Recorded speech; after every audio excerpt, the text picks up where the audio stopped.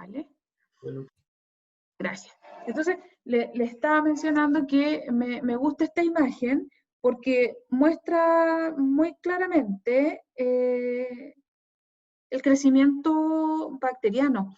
Muchos de los elementos claves del crecimiento de las bacterias son evidenciadas en términos fenotípicos. ¿A qué me refiero con esto? Que para nosotros es evidencia del crecimiento bacteriano una colonia en una placa de Petri. Eso es lo más clásico que nosotros podemos indicar, que te dice que sí hay un crecimiento importante de la bacteria. Si ustedes se fijan en esta fotografía que yo estoy mostrando y que voy a utilizar como modelo explicativo, en una placa de Petri, y donde tú puedes ingresar, ¿cierto?, una cantidad de nutrientes que están ensimismados en un agar, ese es el concepto, y todas las unidades formadoras de colonia que ustedes están viendo acá, ese es el nombre preciso, que son todos estos, mis alumnos en algún momento me dicen en el laboratorio, profe, ¿cuáles? Todos estos puntitos. Sí, les digo yo, todos estos puntitos, que algunos están aislados, otros están muy cerca de uno de otro, se llaman colonias bacterianas. Y esas colonias bacterianas están formadas, ¿cierto? Es una biomasa bacteriana, está formada por millones de células de la misma especie. Y estos crecimientos en las placas de Petri te evidencian que existe un buen crecimiento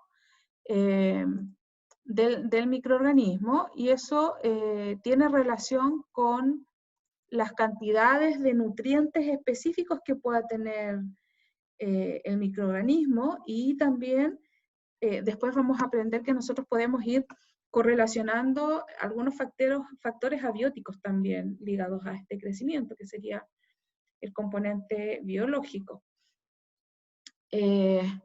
Por lo tanto, es una evidencia y es con lo que nosotros vamos trabajando básicamente en el laboratorio en términos de crecimiento. Sin embargo, nosotros tenemos que, y voy a hacer un paréntesis, saludar a los alumnos que han ingresado a la sala, contarles que estamos hablando del contenido de fisiología microbiana y estamos hablando un poco vamos a ingresar el concepto de nutrición bacteriana, por lo tanto estamos revisando hace poquitos minutos algunos elementos y conceptos claves para entender esta fisiología o este metabolismo fisiológico nutricional, ¿ok? Cierro paréntesis. Esta lámina me pareció interesante iniciar trabajándola con ustedes, porque está ligado a un concepto que me enlaza el quimio órgano heterótrofo. Entonces, cuando uno dice, bueno, ¿y qué es esto en términos, y cómo lo relaciono en términos microbianos? Hoy día las bacterias tienen un metabolismo súper diverso, y eso es una cuestión intrínseca del grupo microbiano. Y es una cuestión muy interesante también de trabajar con bacterias. Los metabolismos son muy variados, por lo tanto yo podría trabajar en lo que yo quisiera trabajar con microorganismos, lo podría hacer porque puedo elegir ciertas rutas nutricionales, que sean de fermentación o no, que sean de respiración anóxica o aeróbica o no, etc. Por lo tanto, mi lámina muestra básicamente, o demuestra básicamente esa diversidad. Fíjense ustedes que pueden existir microorganismos cuya vía nutricional sea ligada solo a una respiración aeróbica, sea ligada solo a fermentaciones, por ejemplo, como en el caso de las levaduras, que nosotros en su momento, cuando veamos los contenidos de diversidad microbiana, se van a dar cuenta que no solamente las bacterias fermentan en proceso cinético, sino que también las levaduras y la mayoría de importancia industrial, por ejemplo. Respiración anaeróbica también, que les da ciertas características y están ligadas a ciertas fermentaciones o procesos fermentativos. Y algunas bacterias con oxidaciones incompletas, es decir, que cortan algunos ciclos para enlentizar o ralentizar sus propias curvas de desarrollo. Y uno de los componentes más clásicos que uno conoce cuando empieza a ver cómo se desarrolla, cómo crecen los microorganismos, está ligada a la glucosa como fuente principal de carbono. Y una de las vías más utilizadas por las bacterias son la glucólisis. Sin embargo, las glucólisis, las vamos a ir evaluando porque no todas las bacterias siguen la ruta propiamente tal. Hay algunas que ingresan en rutas distintas o en estadios distintos de esta vía. Súper específica la ruta de las pentosas fosfato para bacterias fermentadoras como Escherichia coli, algún bacillus ligado a microbiología de alimentos, por ejemplo. Es lo que nosotros podemos ir identificando. Entonces, uno, al igual que un eucarionte, los microorganismos necesitan realizar un ejercicio metabólico, ¿cierto?, que produzca energía. Sin embargo, hay bacterias que pueden preferir solo la obtención de energía, es decir, nutrirse para obtención de energía que les permita movilizarse, por ejemplo. Pensando, recuerden ustedes que nosotros cuando evaluamos estructura, conocimos que había bacterias que tenían estructuras de locomoción, de movilización. Por lo tanto, muchos de estos requerimientos energéticos pueden ir ligados a nutrición como célula, pero también a procesos energéticos para movilizar cilio, movilizar flagelo, movilizarse en un fluido por gradiente de concentración, ¿cierto? En búsqueda de más nutrientes, etc. Por lo tanto, hay esos requerimientos. Hay otras bacterias que no solamente lo van a requerir en los términos que yo acabo de indicar anteriormente, sino que también para almacenamiento de esta misma energía. Las bacterias suelen guardar elementos nutritivos para ocuparlos a posterior. Vamos a ir revisando cuáles serían estos tipos. En términos del metabolismo, que son productores de energía, yo les mencionaba que muchos de importancia principal es la glucosa, pero también varios derivados de la glucosa. Hoy día las bacterias en términos genéticos no solamente tienen operones ligados a glucosa, sino que a lactosa, sacarosa, dextrosa, manosa, rabinosa, y esa diversidad de productos a utilizar les da ciertas ventajas en términos de grupos bacterianos específicos. Por lo tanto, es la forma donde nosotros la podemos encontrar a muchas bacterias distribuidas en muchos escenarios. Escenarios que son de corte ecológico, ¿cierto? Suelo, agua, aire, pero también escenarios biológicos posicionados o ligados, mejor dicho, ligados al sistema respiratorio de los animales o los humanos, sistema gastrointestinal, la piel, mucosa, etc. Donde exista un residuo que la bacteria le sea fácil utilizarlo como sustrato, se va a posicionar y va a generar su crecimiento. Muchos de estos crecimientos bacterianos en algún momento lo tenemos que ligar a ciertas enfermedades, y eso es porque está el nutriente principal ahí. La bacteria no está haciendo nada distinto, solamente su metabolismo. No sé si me entienden. Entonces, muchas de estas rutas, y hoy día nosotros podemos conocer, muchas de las rutas de las bacterias más patógenas están en base a glucosa, es nuestra propia ruta. Entonces, en nosotros, tomándonos a nosotros como el humano hospedero, tienen todas las rutas nutricionales que requieren. Por lo tanto, es un fundamento que podríamos dar en términos de asociar bacterias y enfermedad, tanto en humanos como en animales. Una cuestión importante en temas de metabolismo ligado a microorganismos está las distintas rutas del ácido pirúvico. Entonces, más que del ácido pirúvico, del piruvato en sí. Muchas bacterias hoy día tienen subproductos cuando ingresan a una ruta de glucólisis. La mayoría puede entrar vía glucosa 6-fosfato o fructosa 6-fosfato, enganchar, porque tienen desarme de algunos elementos ligados a la glucosa en las vías, no entra siempre por glucosa-glucosa. Y los mecanismos de obtención o movilización de azúcar en las bacterias son súper dispersos y diversos también. Por lo tanto, depende del grupo bacteriano cómo ingrese ese sustrato a la célula, y ese sustrato puede tener varias vías de degradación, y los productos acá son súper importantes. Cuando la bacteria utiliza un azúcar y lo metaboliza, los productos básicamente suelen servir como rutas principales nutricionales para otras bacterias.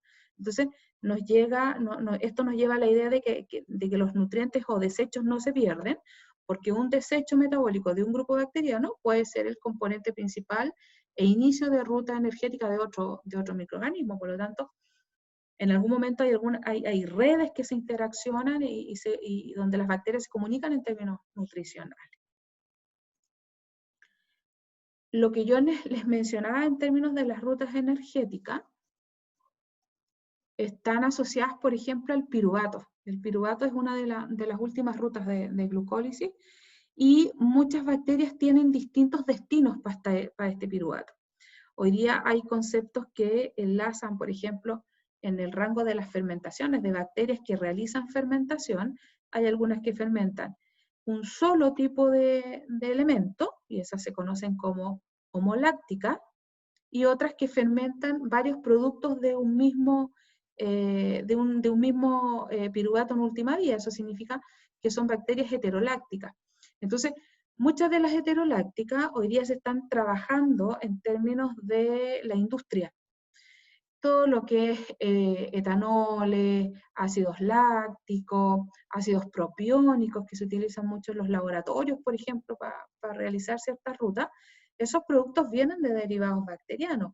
Los butanoles, por ejemplo, los acetatos, los isopropanólicos, vienen de algunos metabolismos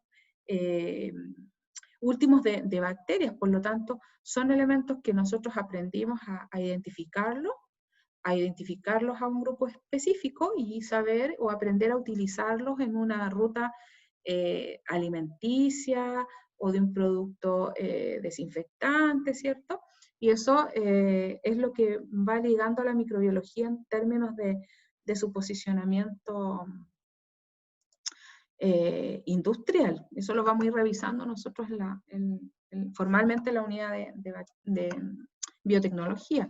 Pero para que vayan viendo ustedes cómo se va relacionando la nutrición y cómo puede ser específica para cada grupo. Fíjense en la imagen, aparece el piruvato, ¿cierto? Como una de las rutas importantes de la glucólisis. Muchas bacterias que trabajan estas rutas de fermentación, bacterias fermentadoras básicamente, tienen o entran a glucólisis por dos razones. Una, para generar energía, ¿cierto? Que uno lo conoce como la fase de inversión, que son las primeras 5 etapas de la glucólisis, desde glucosa hasta fructosa 1,6-bifosfato. Entonces, esas fases de inversión, es decir, la bacteria invierte en desarmar una molécula para luego ser utilizada en generación de energía, en nutrición para desarrollo celular, ¿cierto? O para reparación de una estructura importante para las bacterias. Entonces, dentro de esta glucólisis, mirándola desde el punto de vista microbiano, o la bacteria la utiliza como inversión de elementos, que es una fase reversible, siguiendo en la glucólisis, ¿cierto? O una fase, ¿cierto?, de generación de energía, donde la bacteria o se va a movilizar por colonizar un sustrato distinto, o porque va a ir a buscar nutrientes que está en algún otro espacio físico donde ella se encuentra, etc. Y fíjense que aparece este piruvato, ¿cierto?, que es como la última ruta de la ruta de la glucólisis, donde básicamente hay ciertos microorganismos que están ligados a cada uno de estos elementos. Cuando uno tiene tantos productos, ¿cierto?, ligados como los que yo estoy mostrando acá, acá está como butírica, eso significa fermentación butírica, fermentación ácido mixta, fermentación propiónica, básicamente son subproductos, y esto corresponde a una fermentación heteroláctica, que es lo que yo les mencionaba. Entonces, hoy día, por ejemplo, no están en la lista, pero los lactobacilos son capaces de utilizar la glucosa, por ejemplo, en una glucólisis y liberar todos estos ácidos que yo estoy viendo acá. Cuando uno menciona la fermentación del piruvato y menciona todos estos elementos, estos vienen a ser ácidos productos de esta fermentación. La bacteria lo desecha, estos son desechos metabólicos, pero nosotros podemos aprender a utilizar estos desechos metabólicos. Hace algunas clases atrás, si ustedes recuerdan, nosotros hablamos de los yogures, ¿se acuerdan? Sí, Y hablamos, ¿cierto? Que los yogures eran unos elementos, ¿cierto?, nutricionales y estaban en base a fermentación. Entonces, esa fermentación las realizan las levaduras. Entonces, no sé si lo mencionamos esa vez, pero por ejemplo, si nosotros tuviésemos que testear una calidad en sabor del yogur, mientras más ácido es, mejor producto es derivado del trabajo metabólico de un microorganismo, en este caso las levaduras, o las bacterias en el caso de los estreptococos. Pero fíjense ustedes que a las personas no les gusta mucho, a la mayoría, voy a hablar de la mayoría, no les gusta mucho un yogur ácido. Les gusta más un yogur un poquito más dulce, que tenga quizás fruta, no sé. Entonces, se les va modificando la textura, las características a estos nutrientes, pero uno esperaría que un producto, y me voy a ir un poco a la microbiología de alimentos, un mejor producto sea mucho más ácido porque me asegura que está la ruta metabólica del microorganismo completa.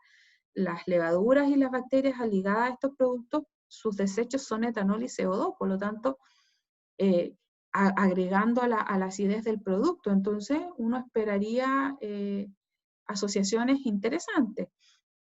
El grupo de los estreptococos están súper ligados a producir ácido láctico. Mientras más azúcar tenga el elemento nutritivo, mayor va a ser la cantidad de ácido láctico. Acá es pega del microorganismo, es muy bonita la ruta metabólica del estreptococo. En términos humanos y animales, ¿cierto? No es muy bueno, porque el ácido láctico es muy tóxico para el tejido humano. Básicamente estoy pensando en tejido duro como el hueso, ¿cierto? Como un diente. Cada vez que existe una lesión de caries en un diente, es porque hay demasiado ácido láctico. Y si hay demasiado ácido láctico, es porque el ingreso de azúcar en esa boca es muy alto. Entonces, hay algunas relaciones que uno puede ir haciendo cuando se da cuenta y cuando va conociendo cómo son las rutas metabólicas de los microorganismos. No sé si alguien quiere hacer alguna consulta hasta acá, chiquillos.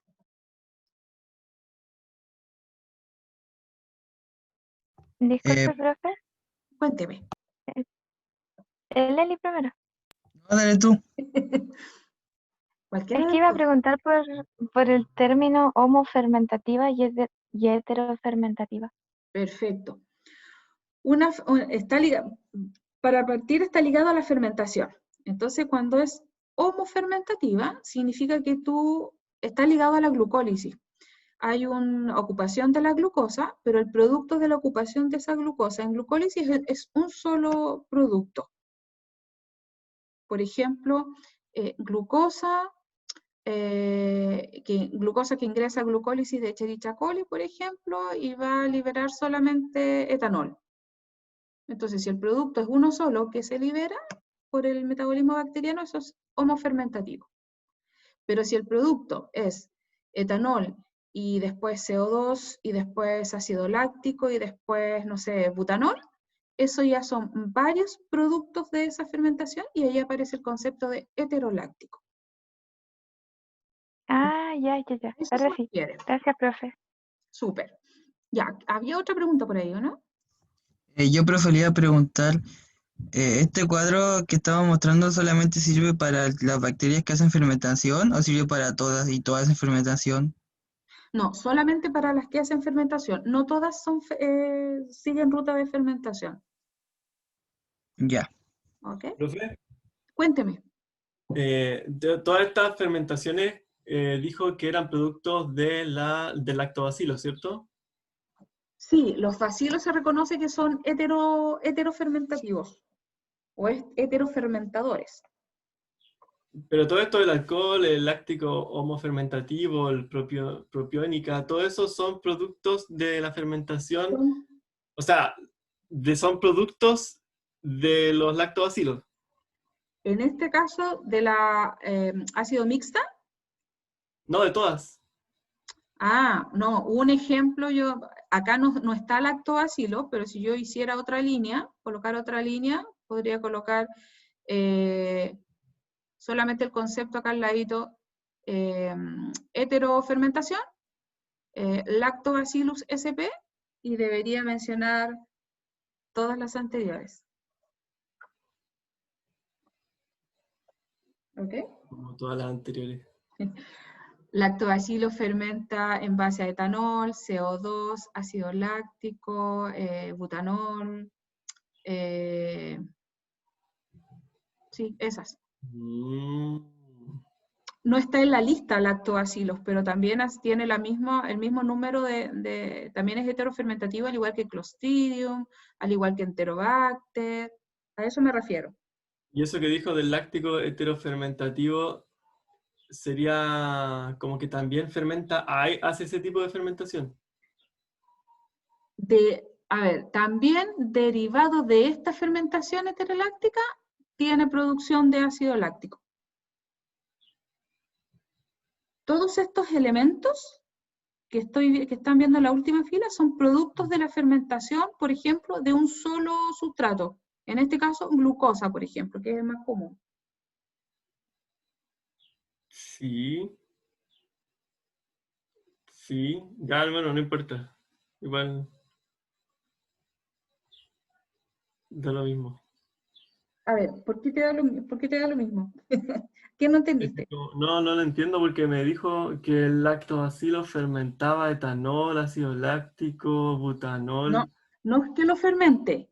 Producto de la fermentación de un sustrato, que por ejemplo es la glucosa, los lactobacilos pueden derivar en varias rutas de piruvato. Y en varias rutas del piruvato se conoce como heterofermentación. Y esos productos pueden estar ligados.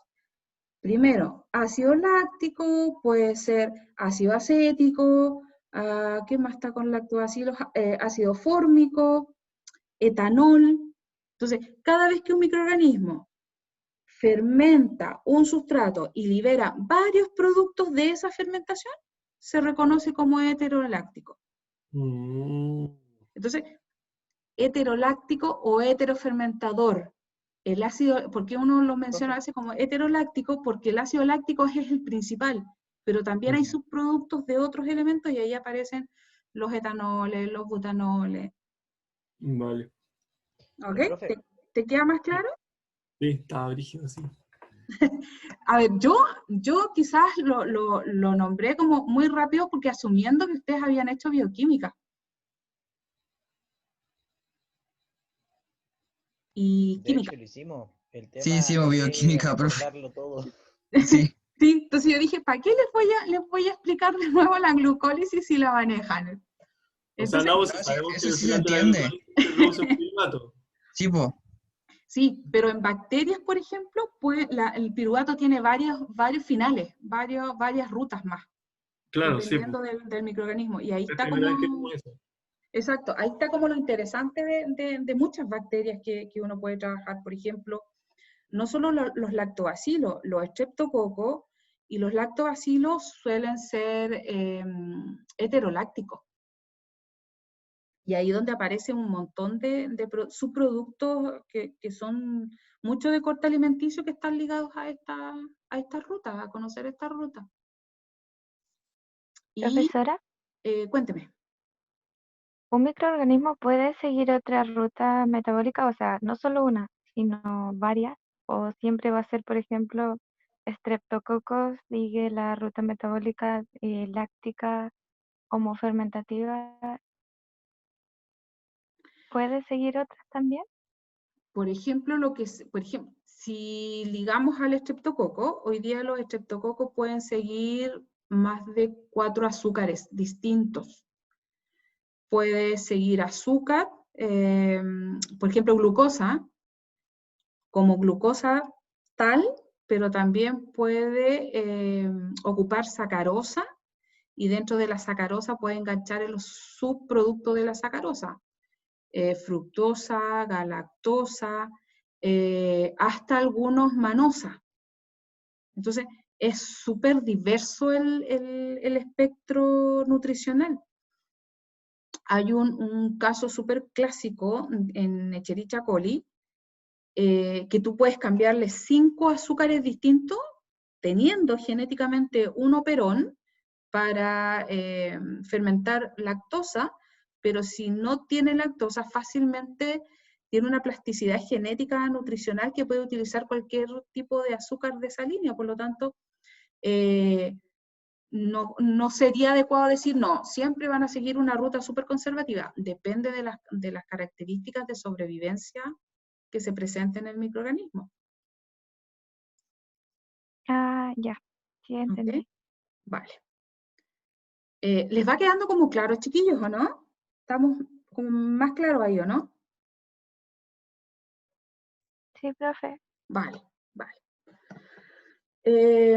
Siguiendo entonces, bueno, esto lo había verbalizado recién, hablando un poco, pero básicamente en resumen es para mostrar un poco la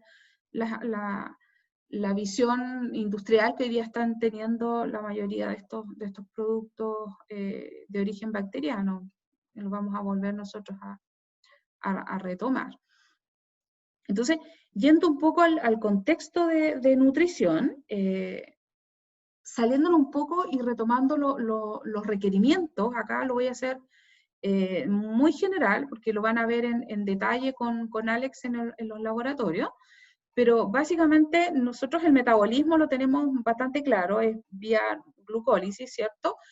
Y la nutrición está asociado a algunos macronutrientes o macroelementos, lo van a encontrar con las dos características para usarla.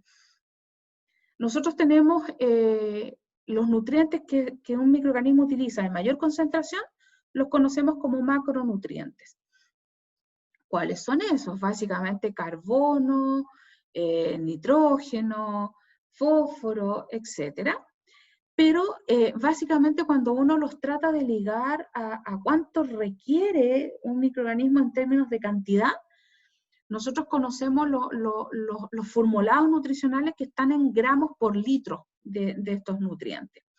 Obviamente nosotros nunca hacemos un preparado como de 1 litro, porque en volúmenes demasiado, generalmente los nutrientes para microorganismos se generan en 100 ml, máximo 500 ml, a no ser que se esté trabajando con un bioreactor, que necesitamos 1 litro o 5 litros de cultivo microbiano. En ese caso, sí nos sirve un poco las cantidades de gramos por litro, en general son microgramos.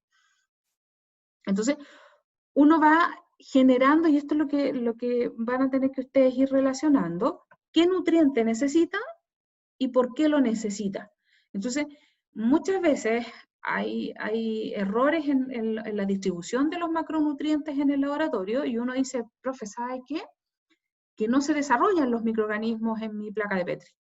Entonces, cuando uno dice eso, uno se va inmediato y piensa ya, ¿qué nutrientes tiene? ¿Qué le agregaste? ¿Qué no le agregaste? ¿Y en qué cantidad? Entonces, básicamente, si yo solo agrego glucosa, voy a asumir que mi glucosa solamente es la fuente principal de carbono. Entonces uno dice, bueno, el carbono los microorganismos lo van a utilizar, y básicamente las bacterias lo van a utilizar como fuente de energía y compuesto de biosíntesis. Por lo tanto, uno esperaría que este elemento esté en mayor concentración en el, entre comillas, menú bacteriano. Sin embargo, nitrógeno y azufre hoy día también son elementos que son bastante necesarios para el crecimiento bacteriano. Mucha ruta de amina, nosotros ya sabemos dónde, y esta pregunta es para ustedes ahora, ¿por qué una bacteria requeriría altas concentraciones de fuentes nitrogenadas? ¿Por qué tendríamos que preocuparnos de estas fuentes nitrogenadas en un, entre comillas, menú microbiano? ¿Qué se les ocurre? ¿Por qué lo tendrían que agregar?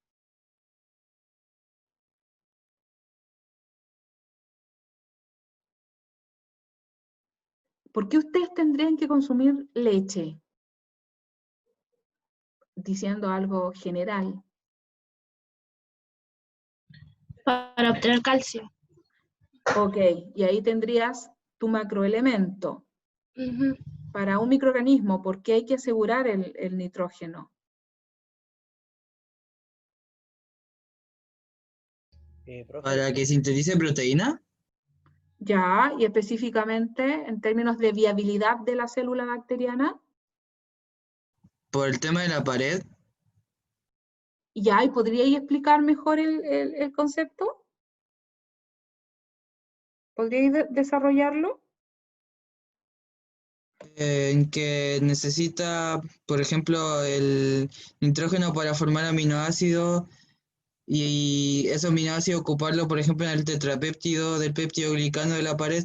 Perfecto, en procesos de división, ¿cierto? O duplicación. Podría ser, ¿no? Básicamente, esas son las líneas que hay que ir generando, es decir, ¿por qué requiere este macroelemento o este microelemento y por qué no otro? Alguien más parece que iba a indicar algo, ¿no?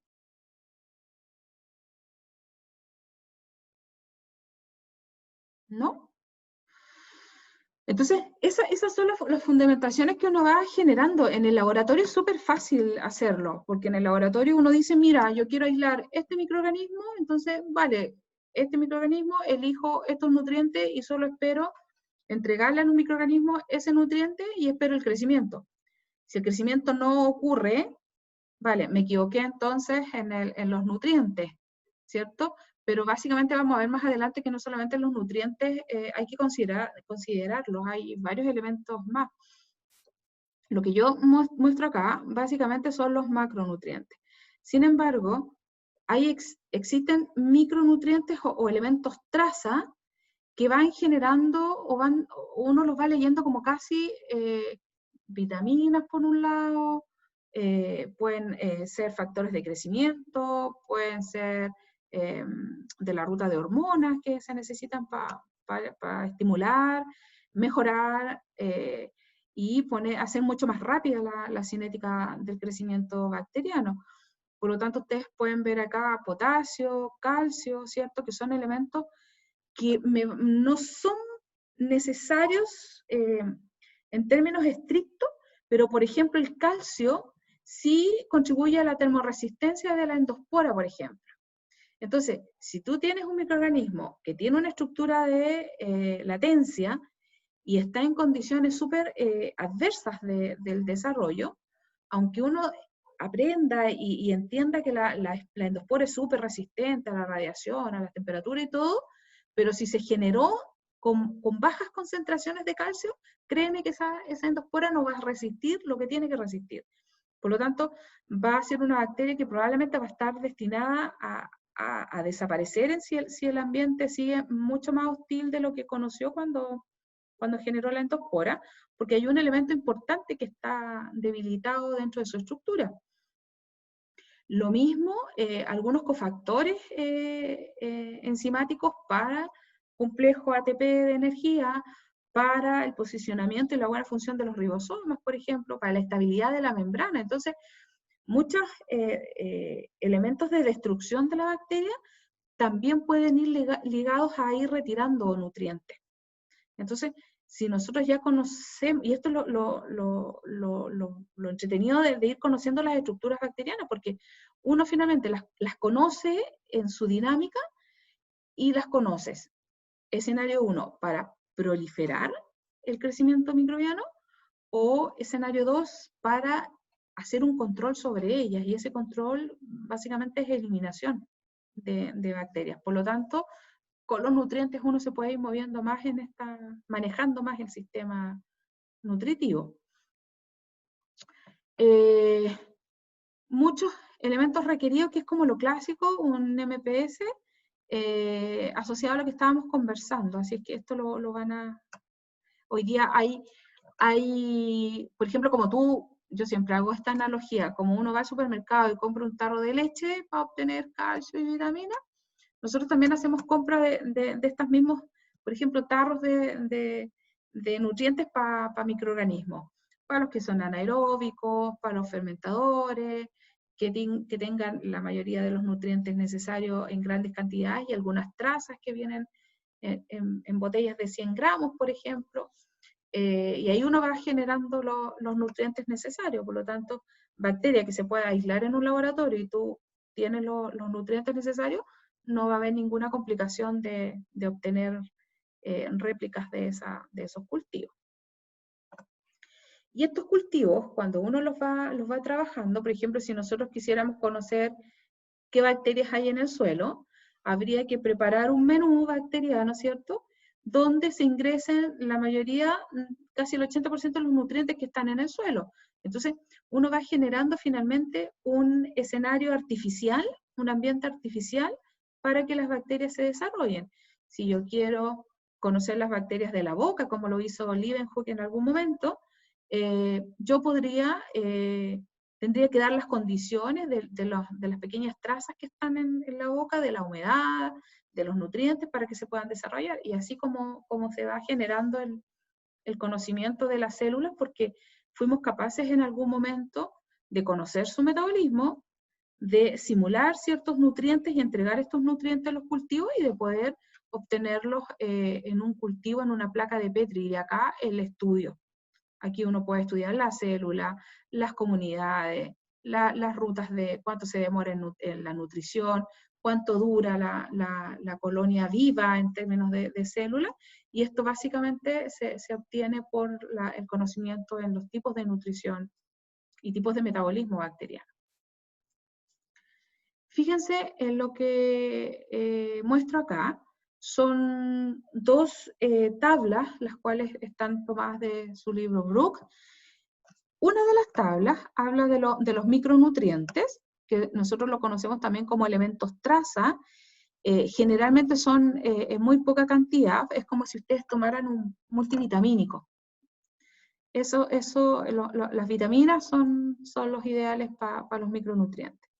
Y acá solo se muestran algunos, por ejemplo, el boro, el cromo, cobalto, cobre, hierro, manganeso, que uno diría, pero profe, ¿el cobre se utiliza para matar bacterias? Sí, en ciertos momentos de la etapa de los microorganismos, pero como micronutriente, fíjate que están involucrados, ¿cierto?, como iones en la respiración. Hay muchas bacterias que requieren este elemento para realizar más las que son citocromo oxidasas. Por lo tanto, hay que darle una vuelta en términos de nutrición. Los compuestos de boro son analizados, ¿cierto?, y son agregados como inductores en bacterias, inductores en la comunicación bacteriana. Hay un elemento que se llama quorum sensing, es un fenómeno que ocurre y es el fenómeno de la comunicación bacteriana. Y el boro está asociado a cuando hay altas concentraciones de boro en un ambiente, las bacterias, este boro activa genéticamente señales entre las bacterias que son reconocidas puede ser por bacterias de la misma especie o bacterias de especies similares, en términos de célula, y las bacterias se comunican y, por ejemplo, pueden enviar una señal de unión, y las bacterias se unen y van generando comunidades súper cohesionadas que hoy día se conocen como biopelículas. Y esas biopelículas, como están súper unidas, son súper fuertes. Entonces, hay experimentos que establecen, si yo retiro el boro, se termina la inducción, se separan las células y yo podría eliminar célula por célula súper fácil.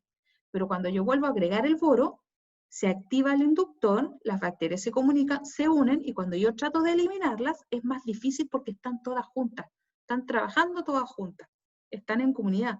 Entonces, hay ciertos elementos que uno dice, esto no sirve para nutrición, pero probablemente me está dando el pie para que la bacteria o se comunique o la bacteria se mueva más rápido en un fluido. No necesariamente los micronutrientes, están ligados solo al concepto nutricional. Así también hay algunos elementos que se conocen como factores de crecimiento y están ligados, ¿cierto?, a ciertos ácidos para nosotros, pero estos ácidos ayudan a los microorganismos a realizar reducciones o transferencias de elementos moleculares más pequeños, o a ser precursores en alguna ruta enzimática, o a generar un metabolismo mayor, por ejemplo, de captación de mayor cantidad de carbono, por ejemplo. Entonces, aquí tenemos mucho que descifrar en términos de nutrición, básicamente. Y hay tantas variantes nutricionales como bacterias hoy día existen, así es que muchas son generalistas, es decir, un poco de glucosa y ya está, pero en algún momento requieren algunos micronutrientes o algunos factores de crecimiento. Si nosotros hacemos como una lectura general en términos de composición celular, como lo muestra la imagen, en términos de componentes principales, fíjense que casi el 50% de una célula bacteriana necesita carbono, casi el 8% nitrógeno, alrededor del 5% fósforo y alrededor del 3% azufre. Todas son iguales, la mayoría son más o menos evaluados en peso seco bacteriano. Por lo tanto, estos elementos deberían estar disponibles como primera instancia en la célula bacteriana, y los otros son elementos que enriquecen un medio de cultivo, si lo miro por el lado, o lo miramos, mejor dicho, por el lado del laboratorio. En el ambiente, las bacterias tienen súper poco nutrientes, es muy restrictivo.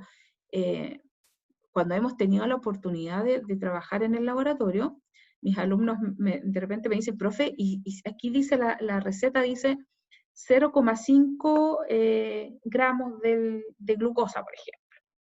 Y me dicen, ¿y si le agregamos 1 como por si acaso? Entonces, generalmente las bacterias nunca tienen tanto nutriente, para empezar, y segundo, estas son recetas que uno va diseñando y tienen que ser súper exactas, no porque usted duplique la concentración, la bacteria va a crecer más rápido, porque como no están acostumbradas a gran disponibilidad de los sustratos en sus ambientes naturales, generalmente uno baja un poco las concentraciones, porque a veces las bacterias no crecen, y estoy pensando en una placa de Petri, no crecen porque les agregaste demasiado nutriente. Entonces, si te dice que en el suelo existe 0,02 miligramos de nitrógeno, por decir algo, nosotros le vamos a agregar esa concentración o quizás 0,01, para que la bacteria no asuma que está en un ambiente súper distinto y se desarrolle lo más natural posible en términos artificiales, ¿vale? Avanzando un poquito, uno podría hacer diferencias en el tipo de nutrición. Entonces, aparece en la bibliografía, tomado de Brock, aparece y especifica, ¿cierto?, que los tipos de nutrición en bacterias pueden ser por aprovisionamiento de energía, es decir, yo las puedo clasificar cómo aprovisionan su energía, pero también las puedo clasificar desde el punto de vista biosintético, qué hacen con esos elementos.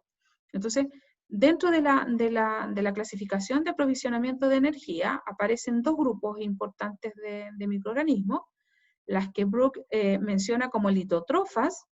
Entonces, explica que las litótrofas son las bacterias que solo requieren sustancias inorgánicas sencillas para su crecimiento.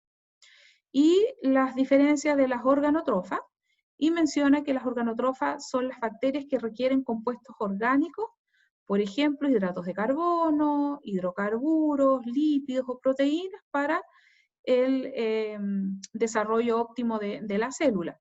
Entonces, básicamente están ligadas acá, la mayoría son organotrofas, la mayoría tienen fermentación de algún azúcar, o utilización de alguna proteína, ¿cierto? En términos de utilizar aminoácidos, o que puedan realizar utilizar ambos nutrientes en su ruta.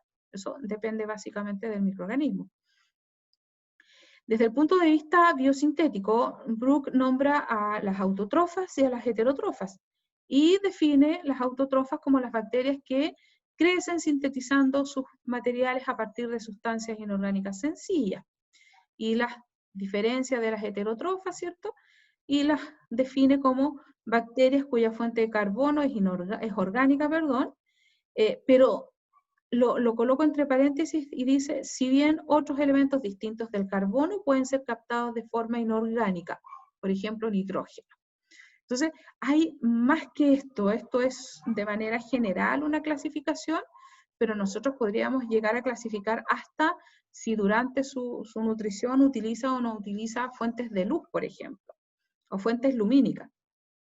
Entonces, esta figura asociada al metabolismo bacteriano resume un poco lo que yo les preguntaba recién, y lo que uno de ustedes me respondió bastante acertado en términos de qué haría el microorganismo con ciertos nutrientes. Entonces, este esquema simula la bacteria, ¿cierto? Una forma bacteriana, en donde aparecen las envolturas, y nuestras envolturas están asociadas a la pared y a las membranas citoplasmáticas, ¿cierto? Entonces, hay varias reacciones que se van realizando dentro de la célula bacteriana, algunas de energía, ¿cierto? Y algunas de reparación de estructura. Entonces, por ejemplo, las reacciones iniciales, entrando fuentes de carbono, por ejemplo, si entra una fuente de carbono, yo siempre menciono la glucosa, que es lo primero que se nos viene a la cabeza. Entonces, la fuente de carbono que ingresa, ¿cierto?, se puede utilizar en base a metabolito precursor en biosíntesis de pared, por ejemplo. Ese metabolito precursor puede estar ligado, te fijas tú, a reacciones de polimerización. Y estas reacciones de polimerización básicamente están asociadas a los azúcares, ¿cierto? Y a las envolturas que pueda tener y reparar el microorganismo. Pero muchos de los nutrientes que entran distintos a una fuente de carbono pueden ser ligadas a reacciones energéticas, a reacciones de biosíntesis, a reacciones de polimerización o a reacciones de ensamblaje, pensando, ¿cierto?, en que en algún momento quizás una célula bacteriana está rota por efecto de algún elemento de control, sea químico o sea físico, ¿cierto? Y una reacción de ensamblaje es una reacción de reparación de estructura, por lo tanto, tiene que reparar tanto ruta de aminoácidos como ruta de azúcar, ¿cierto?, como ruta de nucleótido. Por lo tanto, sí son elementos necesarios nutricionales, y la bacteria verá en qué lo va a ocupar o lo va a resguardar en términos de un elemento de almacenamiento de energía, que es como lo clásico en rutas que son de origen de la glucosa, por ejemplo. Por lo tanto, es una imagen que está bastante, se le puede sacar bastante información en términos de microorganismos. Y además que uno lo puede ir enlazando con la estructura. ¿Será igual el requerimiento energético necesario para una gram positiva que para una gram negativa? ¿Para una bacteria que tenga cápsula, para una bacteria que tenga endosporas, requerirá mayor cantidad de nutrientes? ¿Qué piensan ustedes?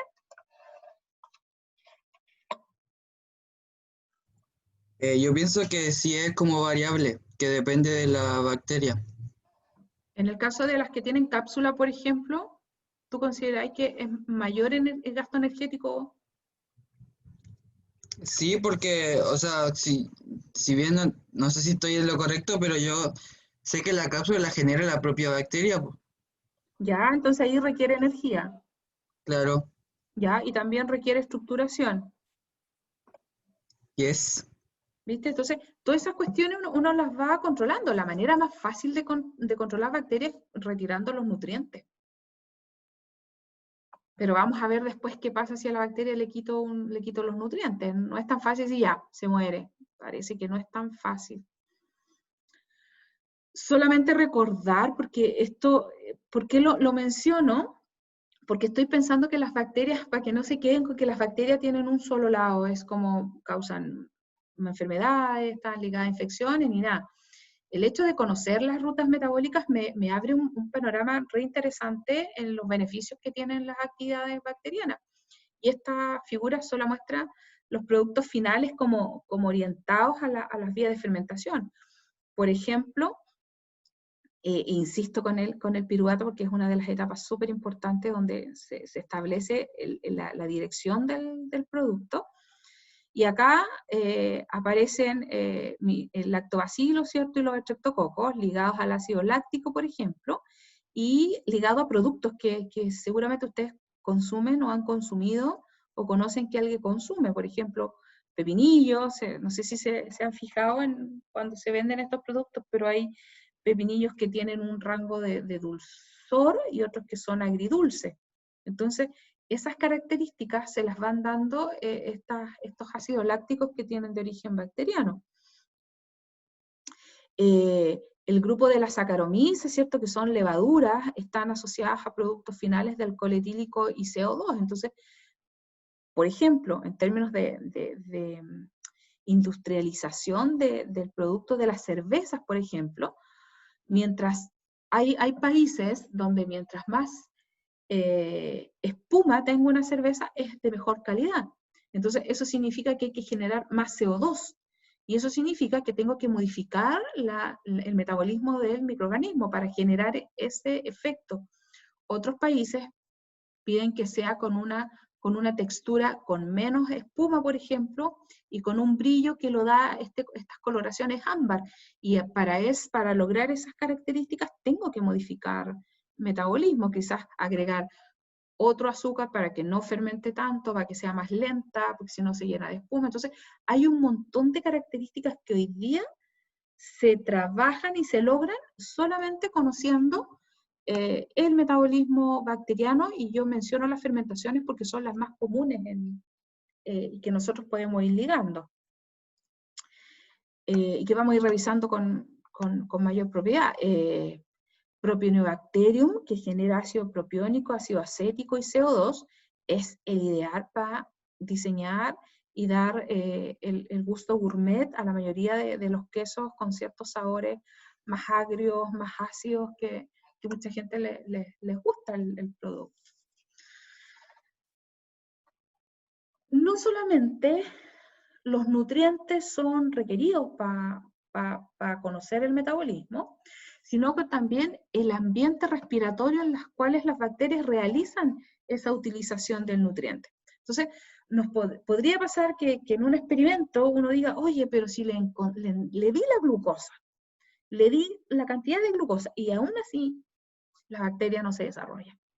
Entonces, ahí uno empieza a pensar y uno dice, ya, pero si tiene esto, tiene este otro, y tiene el nutriente principal, y uno dice, ¿y está en ambiente oxigenado o en ambiente CO2? Y uno dice, no, si está en oxigenación. Y uno dice, obvio, las fermentaciones nunca ocurren en presencia de oxígeno, por lo tanto, por eso no crecen microorganismos. Entonces ahí hay que generarle el ambiente de 100% CO2 para que la bacteria recién pueda ingresar la glucosa y recién pueda hacer todos sus procesos de fermentación. Entonces, hoy día yo puedo clasificar a las bacterias según su respuesta al oxígeno, y se clasifican en 4 grupos. Mi tabla muestra los 4 grupos de clasificación: aerobio, anaerobio, pero también agrega el concepto de facultativo, y además el concepto de microaerofilia, que se conoce hoy día para bacterias. Cuando la respuesta está ligada al crecimiento, entonces ahí tiene ciertos requerimientos. Si usted indica que el microorganismo que está trabajando tiene respuesta de crecimiento aeróbico, significa que requiere oxígeno, pero esas no pueden fermentar. Aunque tú agregues cantidad y cantidad de glucosa, no es su ruta óptima, y con esto respondo a alguien que me preguntó si todas las bacterias fermentaban. No, no todas las bacterias fermentan. Nosotros conocemos con mayor frecuencia, nos encontramos con bacterias fermentadoras, porque están súper ligadas al concepto humano, pero muchas bacterias que son anaeróbicas en algunos momentos han causado ciertas complicaciones a nivel mundial. Fíjense a quién menciona, Mycobacterium tuberculosis. Entonces, imposible de eliminar cuando son aerobias, están en el ambiente, son parte de casi de nuestro vivir. Por lo tanto, ahí también hay algunos elementos a considerar. Dentro de la clasificación anaeróbico, ¿cierto? El comentario es que la bacteria muere a causa del oxígeno y fermenta en ausencia de oxígeno, y eso es presencia de CO2, por lo tanto, los requerimientos son básicos. Aquí te podrías encontrar bacterias que viven en el intestino de algunos animales, donde hay altas concentraciones de CO2, algunas trazas de glucosa van a crecer perfecto, tienen el ambiente ideal para desarrollarse. Algunas que son facultativas, de hecho, esta clasificación la muestro porque es una actualización, pero generalmente nosotros hacemos combinaciones y te vas a encontrar con combinaciones. Bacterias que, por ejemplo, son aerobias facultativas. Y además hay un concepto que no agrega acá a la tabla, pero que lo menciona Brock, que son las tolerantes. Entonces, una bacteria que es aerobia facultativa, eso significa que genéticamente está facultada para moverse en zonas de alto requerimiento de oxígeno, pero también en zonas donde va bajando un poquito el oxígeno. También tolera menos oxígeno. O también está facultada para vivir en menos oxígeno. Cuando uno busca la diferencia entre tolerante y facultativo, es más fuerte el facultativo, porque tiene que ver con una cuestión genética. Pero lo tolerante, la tolerancia se pierde en algún momento. Entonces, la aerobia tolerante puede moverse tolerando ciertas bajas de oxígeno, pero hasta que no va a aguantar más y tiene que volver sí o sí a su origen, que es el 100% de oxígeno. ¿Me siguen?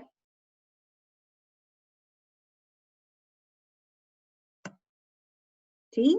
¿No? Sí, Ah, sí, ok. sí. Es que como, si ustedes no me responden, yo quedo ahí como en la duda. Entonces, esos requerimientos también son ideales para trabajar con los microorganismos. Acá, esto te lo da el laboratorio, esto te lo da la práctica. Te da las 4 clasificaciones más la de laboratorio, que son 5. Aerobios estrictos, y aquí están las combinaciones, microaerófilos, anaerobios facultativos, anaerobios estrictos y aerotolerantes. Entonces, cuando tu microorganismo, y esto se evalúa en el laboratorio, por eso digo que es ligado a la práctica, porque se hace en tubos de ensayo con medios de cultivo líquidos. Aquí uno prepara agua estéril, le agrega cierta concentración de glucosa y hace crecer varias células bacterianas, y uno va viendo los procesos que van y los posicionamientos de las células. Si yo observo que la mayoría de mis células, cuando uno tiene creciendo las bacterias en un tubo con medio líquido, la turbidez te da la señal de que ahí hay una masa microbiana creciendo. Si la mayoría de las bacterias se va a la zona más ligada al oxígeno, uno asume que son aerobios estrictos. Eso significa que las bacterias, los puntos verdes son las células bacterianas. Si las bacterias no se me distribuyen hacia el fondo del tubo, donde voy a asumir que hay alta concentración de CO2, se van todas creciendo a la superficie, uno los puede clasificar como aerobios estrictos. Eso significa que el crecimiento solo está donde hay oxígeno, y utilizan ese oxígeno para todas sus rutas metabólicas. Si tus bacterias van bajando 3 milímetros después de la zona oxigenada, que es generalmente el menisco del tubo, uno las clasifica como microaerófilas. Eso significa viven en presencia de oxígeno, pero de baja concentración de oxígeno. La tendencia es, o el rango, de 3 a 5% aprox. Si tú ves que en las bacterias la mayoría está en la zona oxigenada, pero muchas se distribuyeron hasta el fondo del tubo, ocuparon un poquito el resto del espacio, uno las conoce como las anaerobios facultativos. Es decir, están en anaerobiosis, pero en algún momento van a tener que decidir por qué zona quedarse. Los anaerobios estrictos no se pueden mover del fondo del tubo, por decirlo así. No toleran presencias de oxígeno, por lo tanto uno siempre ve los crecimientos en el fondo del tubo. Y aparecen estos aerotolerantes, ¿cierto? Que son los que se van moviendo por zonas de alta concentración de oxígeno, por menor concentración de oxígeno y por muy baja concentración de oxígeno. Estos son la mayoría de las que nosotros conocemos, que pueden ingresar glucosa y pueden trabajar la glucosa en cualquier zona de distribución, por lo tanto, tienen súper buena tolerancia, los crecimientos son súper uniformes. Entonces, uno esperaría que cualquier nutriente, un nutriente muy básico, voy a sacar el concepto de cualquier nutriente, nutrientes básicos o nutrientes mínimos, van a ser bien trabajados y el crecimiento bacteriano va a ser súper efectivo. Muchas bacterias se mueven entre los facultativos y los estrictos. Es raro encontrar a las estrictas, son súper pocas, no tardan mucho en crecer en términos de que uno pudiese hacer una experimentación en términos de requerimiento de oxígeno. Si usted acertó a la cantidad de nutrientes como molécula biológica, tú también tienes que acertar con el requerimiento de oxígeno para que se desarrolle el microorganismo, pero también hay varias variables que hay que considerar en términos de elementos abióticos.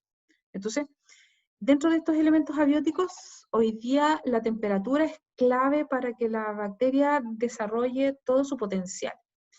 Y esta gráfica que aparece en PRUC también, me indica que el crecimiento, la tasa de crecimiento bacteriano, tiene relación directa con la temperatura. Hoy día tú puedes hacer también una clasificación dependiendo de los rangos de temperatura donde se van posicionando algunas bacterias. Las primeras que se conocen son las psicrófilas. Yo creo que en algún momento parece que se los mencioné. Las psicrófilas son bacterias cuyo rango de temperatura está entre los 0 y los 12 grados aproximadamente, pero con un pic metabólico de 4. Eso significa que cada bacteria tiene un pic, y en el pic es donde realiza toda su funcionalidad metabólica, es decir, es el óptimo. Buen crecimiento DNA, buen crecimiento estructural, buen crecimiento y desarrollo efectivo como célula bacteriana. Si tú sabes que tu bacteria es psicrófila y que necesita un pic de 4 y tú la vas a hacer crecer a 15 grados Celsius, olvídate que se va a desarrollar en una placa de Petri o en un tubo, porque la temperatura no es la adecuada, por lo tanto puedes agregarle todos los nutrientes, puedes aceptar al requerimiento de oxígeno, pero si la temperatura no está en los rangos necesarios, no hay crecimiento bacteriano. Y así puedo clasificar a las mesófilas, termófilas, hipertermófilas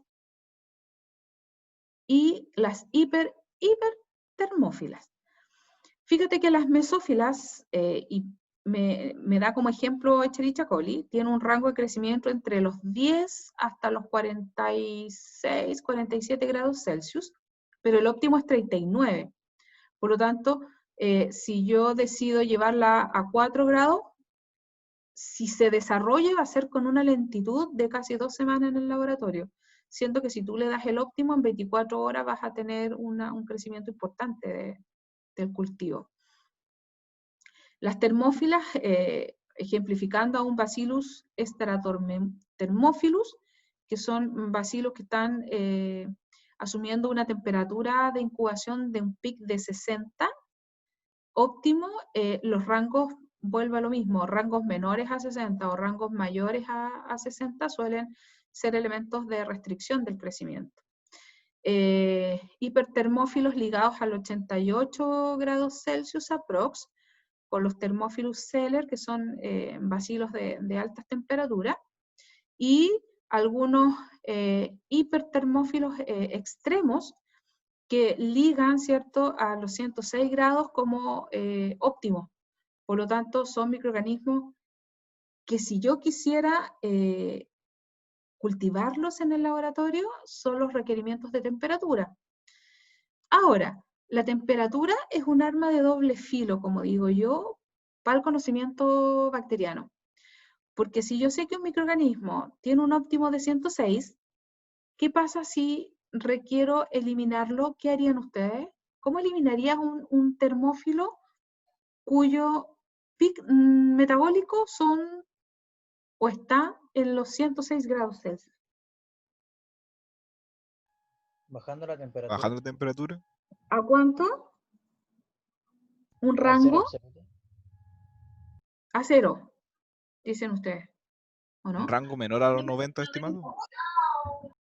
Ya, menor a los 90, Profe, diga. creo que también dependerá de la temperatura mínima que tiene la extremófila para poder sobrevivir. Exactamente.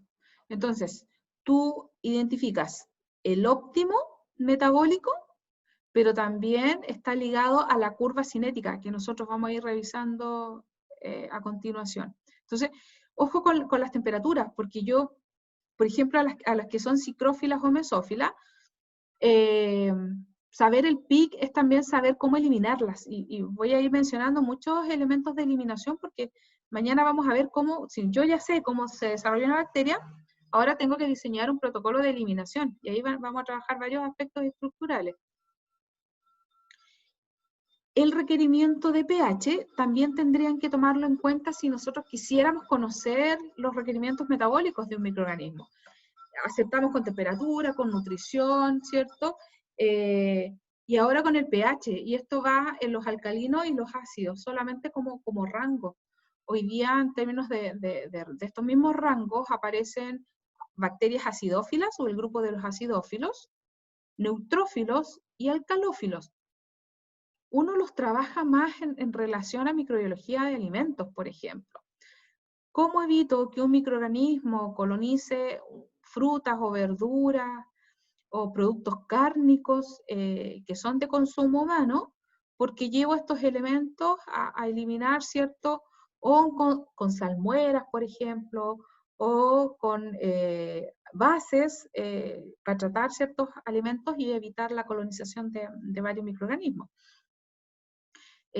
Por lo tanto, cuando uno lo quiere hacer en términos de laboratorio, que es como lo clásico, básicamente los nutrientes que tú preparas, entre comillas, el menú que tú preparas, lo neutralizas, lo llevas a pH 7 y ahí deberían desarrollarse el 90% de los microorganismos que son neutrófilos.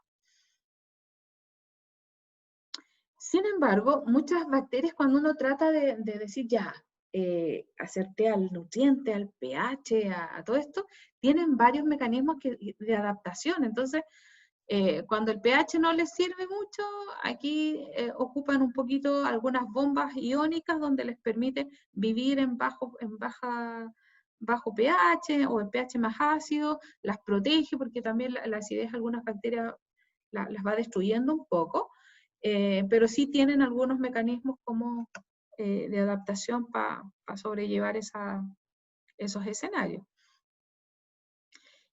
Lo menciono, esta presión osmótica, leída como salinidad, y vamos a ir quedando en esto, lo menciono porque también algunas bacterias tienen ciertos rangos de tolerancia a la salinidad. Entonces, no son muchas. Por ejemplo, nosotros podríamos nombrar bacterias del suelo. El suelo tiene ciertas características salubres, ¿cierto?, en ciertas zonas de nuestra región, por ejemplo. Entonces, suelos más salubres tienen bacterias, sí. ¿Cuáles son? Las que están siendo más tolerantes a esos elementos.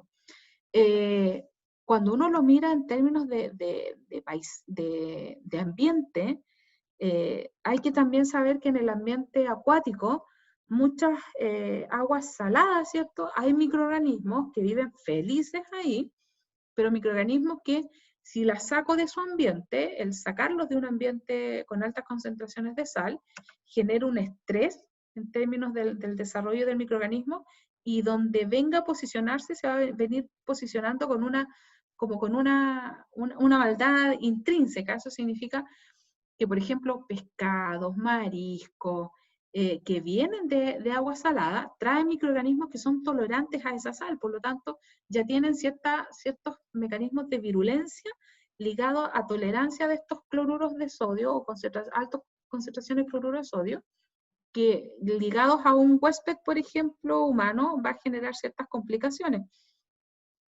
En términos nuestros, ¿cierto? Mirando la cara buena del microorganismo, en la fosa nasal, por ejemplo, tenemos casi 75% de cloruro de sodio dentro, embebido, ¿cierto?, en la mucosa, en el epitelio. Entonces, hay bacterias que se desarrollan ahí, pero son bacterias nuestras, nos están protegiendo, y esas concentraciones salinas nos protegen que ingresen otros microorganismos que no toleran esas concentraciones. Pero más o menos cuando uno quiere ubicar bacterias, ya sea en el cuerpo humano, en animales, en ambiente acuático, en alimentos, siempre hay elementos, sean abióticos, ¿cierto?, de los que hemos hablado, que me permiten la sobrevivencia, y depende si esta bacteria es tolerante en términos de respiración o en términos de salinidad, o facultativa en estas mismas anteriores que he mencionado, es el éxito que pueda tener este cultivo bacteriano posicionado en una superficie, en un ambiente, en un epitelio, no sé, causando alguna complicación al hospedero. Pero el trabajo nuestro es empezar a identificarlas. ¿Quiénes son las bacterias asociadas? ¿Qué características tienen? ¿Cuáles son los rangos de tolerancia o de extremo en términos de metabolismo que va generando? Por lo tanto, estos elementos nutritivos, pH, temperatura, presión osmótica, salinidad, las vamos a denominar factores abióticos intrínsecamente ligados a la supervivencia de una bacteria, y también que elementos que están modelando el crecimiento bacteriano. Nosotros mañana vamos a empezar vamos a continuar con estos contenidos, pero básicamente ligándolos a cómo el microorganismo va a estar, a posicionar este microorganismo y hacer un poquito de ejercicios, cómo crecería o cómo sería su curva cinética, que es el concepto que vamos a trabajar, si agrego más, menos o un elemento neutro de lo que nosotros hemos revisado. Así es que yo ya dejé disponible esta clase y la de mañana en la plataforma para que ustedes puedan descargarla y empezar a revisarla, y mañana continuamos con la segunda parte del contenido, donde vamos a aplicar lo que dije anteriormente. ¿Les parece? Ok. Profe, una pregunta. Cuénteme, todas las que quiera. ¿Usted va a avisar cuando una clase sea sincrónica? Sí, sí. La de mañana va a ser sincrónica entonces. La de mañana es sincrónica. Ah, ok. ¿Sí? Sí, porque ya tuvimos la clase sincrónica la semana anterior del receso. Nos quedan 2 asincrónicas más. Son las del día martes. Ah, entonces va semana por medio. Sí, lo ideal. Yo hubiese querido planificarlas mejor, pero haberlas dejado dispuestas con fecha y todo, pero nos llegó demasiado tarde el calendario de recesos, entonces ahí se nos desarmó un poco la planificación. Pero yo les voy a avisar, no hay ningún problema. Ok. ¿Ok? Bien, chiquillos. Por mi parte, vamos a quedar hasta acá para que descansen un poco. Y retomamos mañana con la aplicación de estos contenidos. Así es que nos vemos tempranito mañana. ¿Dudas, Chao. consultas? Yo me despido. Chao, profe. Que Pues, vaya chiquitos, bien. están autorizados a desconectar. Nos vemos mañana. Que tengan súper buen resto del Chao, profe. día que Cuídese. queda. Chao, profe. Nos vemos Buena mañana. semana. Chao, profe. Chao, chao.